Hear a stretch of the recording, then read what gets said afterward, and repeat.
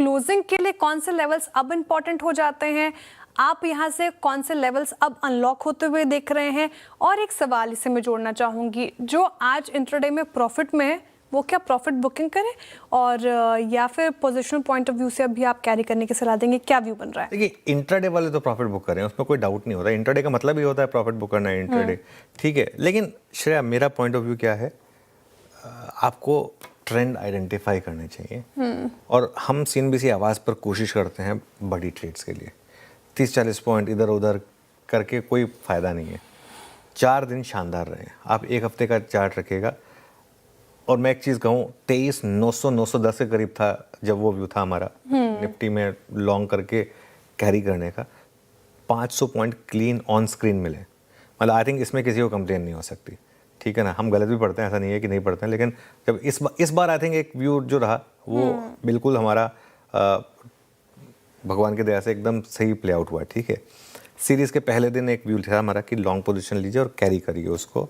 और रोज़ क्लोजिंग में, इनफैक्ट आप बिलीव नहीं करेंगे, फ्राइडे को मैं सुबह का शो करके निकल गया था, आपको याद होगा। उसके बाद क्लोजिंग में मैं इसलिए जुड़ना चाहता था क्योंकि क्लोजिंग में थोड़ी सी मार्केट में डिक्लाइन आई थी, तो मैं लेकिन ये व्यू अपना एस्टेब्लिश करना चाहता था कि नहीं, जो हमारा आवाज़ पर एक व्यू चला आ रहा है उस पर कोई ब्रेक नहीं लगना चाहिए। इसके लिए फ्राइडे को मैंने क्लोजिंग में स्पेशली वहाँ से जुड़कर एक आपको एक व्यू दिया था कि नहीं, कैरी करना है, कोई दिक्कत नहीं है। और अब मुझे लग रहा है कि ये सीरीज़ ना वो 1000-1200 पॉइंट वाली सीरीज़ है, जो हमने सीरीज़ के स्टार्ट में भी लिया था कि एक ड्यू है सीरीज़ 1000-1200 पॉइंट वाली। तो अगर आपने 23,800-850 से स्टार्ट किया है तो 25,000 25,200 तक के टारगेट इस सीरीज़ में इवेंचुअली रहेंगे। अब वो नहीं लगेंगे तो नहीं लगेंगे।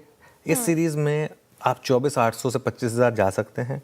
अपने ट्रेलिंग स्टॉप लॉस को बढ़ाते रहें। अब जैसे आज आपका ट्रेलिंग स्टॉप लॉस बढ़कर आ जाएगा 24,250 पर। अब तक हम जो उसको लेकर आए थे, और अगर क्लोजिंग और अच्छी होगी तो उसको और थोड़ा ऊपर ला सकते हैं। आप बड़ा पैसा बनाने के बारे में सोचें। देखिए, इस तरह के ट्रेंडिंग मूव्स जो है ना, वो साल में 2-3 बार मिलते हैं। इसमें आपको हफ्ते 10 दिन में बड़े मूव मिल जाते हैं, और उसके अलावा बाकी दिन पर आप चाहें तो वो 100-200 पॉइंट की ट्रेड सकते हैं। ये 1000-1200 पॉइंट के जो मूव होते हैं वो इस तरीके से 10-12 दिन में बहुत कम मिलते हैं, तो उन पर आपको फोकस करना चाहिए। और जब तक ट्रेलिंग स्टॉप लॉस लगेगा, बड़ा मुनाफा बन चुका होगा। सपोज अब आपका ट्रेलिंग स्टॉप लॉस 24,250 का है, अब वो अगर वो लग भी गया तो 23,850 से 24,250 में बड़ा मूव है।